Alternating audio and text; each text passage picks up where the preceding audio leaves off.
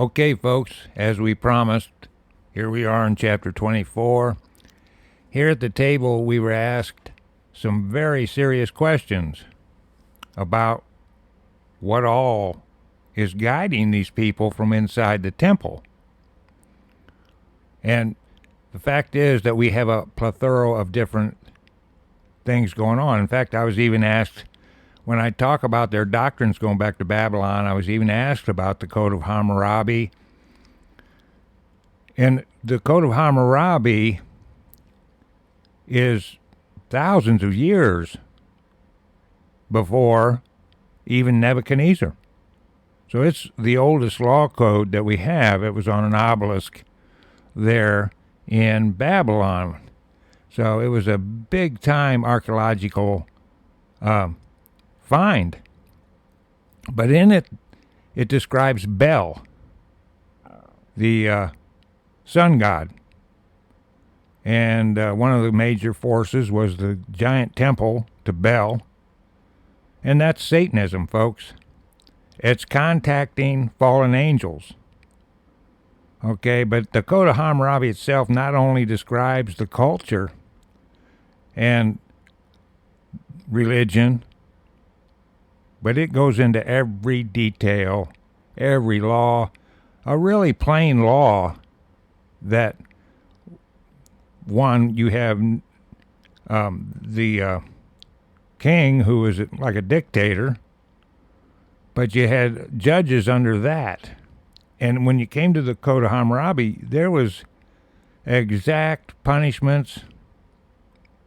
Even if your ox went over and ate got in someone else's field, how much do you owe them? So really, the magistrate, the judge, had it pretty easy because all this in the Code of Hammurabi was plain. However, out of that, you still have this religion that goes all the way back to Nimrod, which is the roots of all anti-God rhetoric. Pro-Satan, anti-God. And so there's the roots of it all. Its tentacles went out over the whole world. However, Abraham's relatives, not all of them knew the Lord. In fact, it took Abraham himself a long time to convince his own dad to quit worshiping the gods of Babylon. Here in the temple, in Paul's time, in Christ's time, they have hung on to three major ones that I can tell you about, and you hear me complaining about them in all these. I don't care whether it's the CDs or just some Bible study at the table. I've complained about the Zohar. I've complained about the Talmud. These doctrines are over the fallen angels, whether it be ceremonial or the other ways they get to that veil between the other dimension and our reality, like here on Samhain that we just had. That's what they say. They say, well, the veil between the dead and the living is thin, and so we can contact the dead. See? But that's the same thing. So today, people are working at this at the opening of the gateways to talk to the angels, and it's been going on. It is nothing new. It goes all the way back here to Babylon. That's a fact. Okay? It's the astrology. It's the fallen angel worship and contact. It's sorcery. It's witchcraft. All of that flows out of Babylon. Now, when it comes to the Sadducees, Ananias himself was a Sadducee. That's here in the scriptures. So he don't believe in any God. So there's no moral compass. When it comes to the Talmud, that's the angel worship. Comes to Zohar, same thing. Kabbalah is exactly the same thing. So they're hanging on to that. But yet there is a sect of these atheist Jews that are really atheists. They say, eat, drink, be merry, cover yourself in lilies. Tomorrow you die, and a little spark and smoke, and you're gone forever. No afterlife. So there's no moral compass there. However, that's a front as it is today. If you take the Huxley brothers, okay, they presented themselves as atheists. And even today, the Darwinism was done by these people that say they're atheists, but they're not. Darwinism is not atheist. If you look at it in its writing, it says we're going to become gods. So that's not that's not atheist. Okay? Your consciousness is going to get loaded up into the machine and live forever. Darwinism. But there's a Galton Darwin family are Satanists. They know that this Darwinism's BS. That's in all, and they gave it to me from the first grade on, and there ain't a stitch of archaeological evidence of this. Not one bit. In fact, you go there and you look at Lucy. Now, okay, the people that did that were caught and confessed that Lucy was a fraud.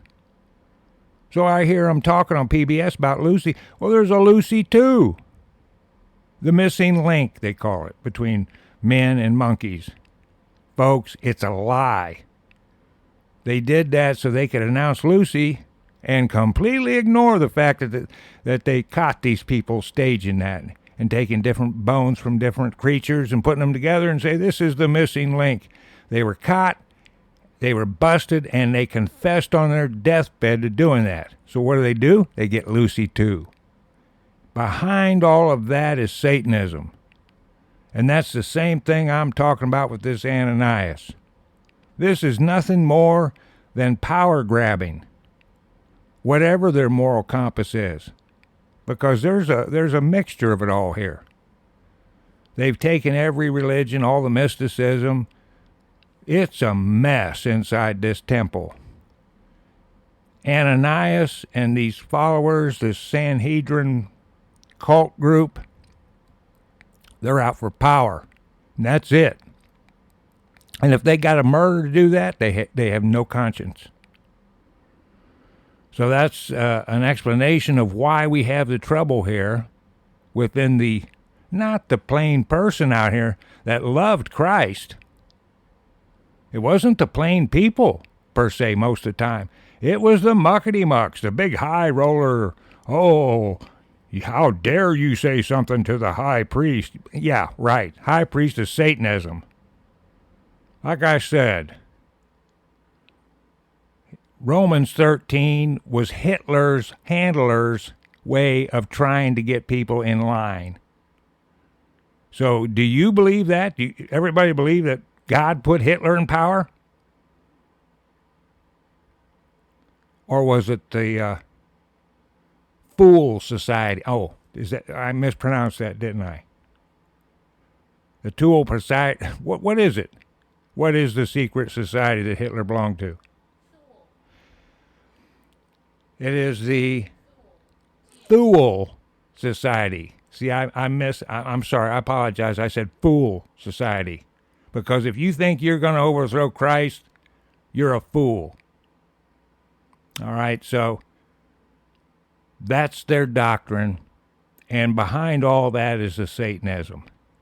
All SS officers went to the high mountain castle called the Eagle's Nest and were initiated into the mystery schools. So the Satanism is right there. And we had a whole country brainwashed. This is how weak people are. They can't question. And the same with the followers here. Paul goes in there and gets the Sadducees and the Pharisees fighting with one statement. That's how stupid they are. All right. Well, I'll get started here. It's chapter 24, so that's a little analysis of what the problem is and why people are so gullible. And they follow their tail, or they follow their leader, and he's leading them right down the pit to the Antichrist. And all these religions that I named, the Talmud and the Kabbalah and the Zohar, all that's taking you right to the Antichrist. It just is. So worship your fallen angels and gain your little bit of penny ante knowledge. And there you go. You're ripe for the pit of hell. So on we go with Ananias, this so-called priest, and these so-called elders, and their attack against Paul. Chapter 24 in the book of Acts, verse 1. And after 5 days, Ananias, the high priest, descended with the elders and with a certain orator named Tertullus, who informed the governor against Paul. And when he was called forth, Tertullus began to accuse him, saying, seeing that by thee we enjoy great quietness, and that very worthy deeds are done unto this nation by thy providence. So that makes it, what, godly, right? With that word. 3, we accept it always, and in all places, most noble Felix, with all thankfulness. Okay, there's your warm-up flattery. In 4, notwithstanding that I be not farther tedious unto thee, I pray thee that thou wouldest hear us of thy clemency a few words. For we have found this man a pestilent fellow, and a mover of sedition among all the Jews throughout the world, and a ringleader of the sect of the Nazarenes. Period. The speech goes on in 6, who also hath gone about to profane the temple, whom we took and would have judged according to our law. Well, there's a lie. 7, but the chief captain Lysias came upon us, and with great violence took him away out of our hands. It's amazing.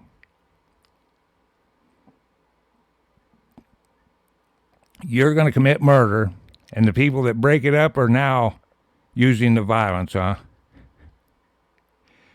In 8, commanding his accusers to come unto thee, by examining of whom thyself mayest take knowledge of all these things whereof we accuse him. And the Jews also assented, saying that these things were so. 10, then Paul, after that the governor had beckoned unto him to speak, answered, for as much as I know that thou hast been of many years a judge unto this nation, I do the more cheerfully answer for myself, because that thou mayest understand that there are yet but 12 days since I went up to Jerusalem for to worship. 12, and they neither found me in the temple disputing with any man, neither raising up the people, neither in the synagogues, nor in the city. Neither can they prove the things whereof they now accuse me. But this I confess unto thee. But after the way which they call heresy. So they're calling him a heretic. So worship I the God of my fathers, believing all things that are written in the law and the prophets. And that is a fact. He is saying the truth. 15. And have hope towards God, which they themselves also allow, that there shall be a resurrection of the dead, both of the just and unjust. Okay, so one of those is there at the second coming, and the other comes at the end of the millennium for the unjust. 16. And herein do I exercise myself to have always a conscience void of offense toward God and toward men. 17.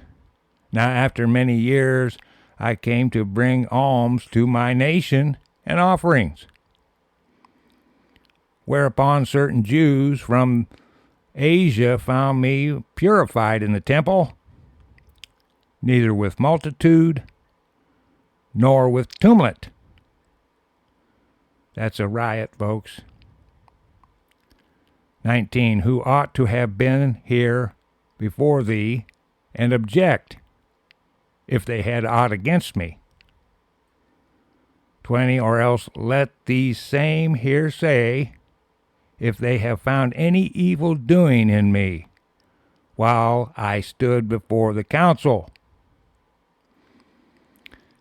21. Except it be for this one voice, that I cried standing among them. Touching the resurrection of the dead, I am called in question by you this day. 22.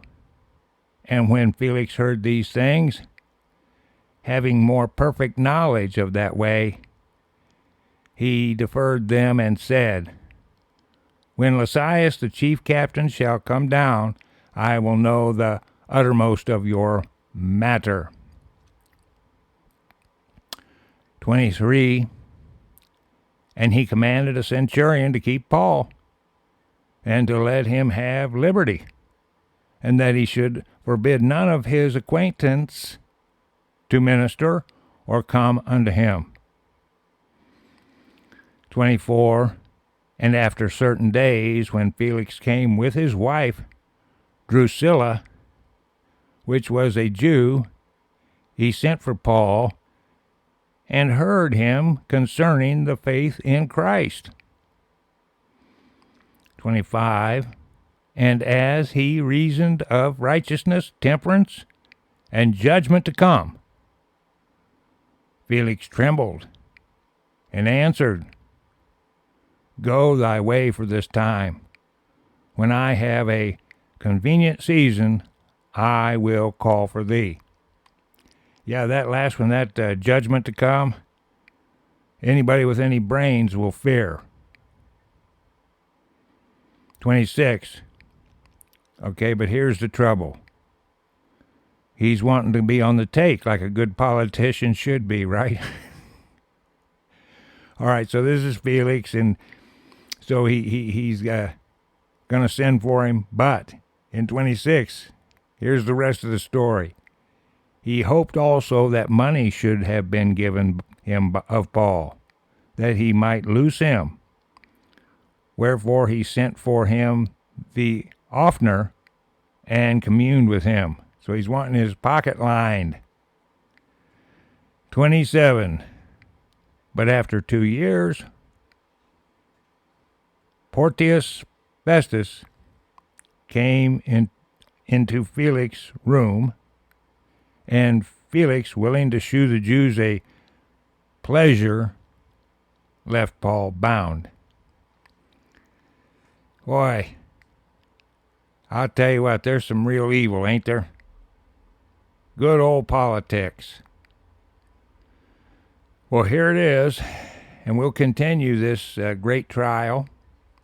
It's very fascinating. We got a good view of the Roman government, how it was ruling over different places, and how they left a little of the local government intact, and the pushing and pulling and communications between all these different parts of the world under Rome.